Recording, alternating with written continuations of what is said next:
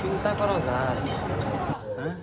গাজী টায়ার্সের ফ্যাক্টরিতে অগ্নিকাণ্ডের ঘটনায় বছর পার হয়ে গেলেও এখনো পর্যন্ত 182 জনের কোনো হদিশ নাই এবং কোনো উদ্ধার তৎপরতাও হয় নাই। চিন্তা করেন কত পাপ করছিল এই শ্রমিকরা। হ্যাঁ, কি পাপ করছে? যে ফ্যাসিস্টের অনুসারী বা ওই ধরনের ওই লেভেলের কোনো লোকের ফ্যাক্টরিতে যা কাজ নিছিল, কাম নিছিল, কাম। আমরা পূর্ববঙ্গের মানুষ কাজকে কাম বলি।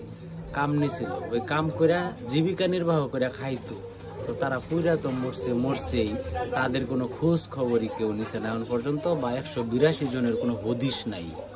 চিন্তা করেন, আজকে যারা দুধে দোয়া তুলসী পাতা, আগামীকালকে যে তাদেরই দশা হবে না, এটা কি কেউ গ্যারান্টি দেয় বলতে পারে?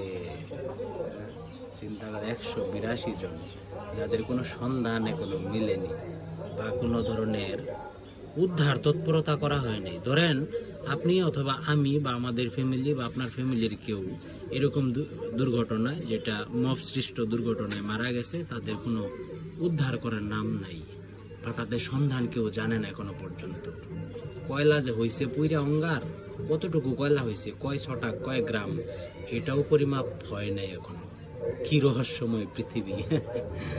বিরাট বাস্তবতা।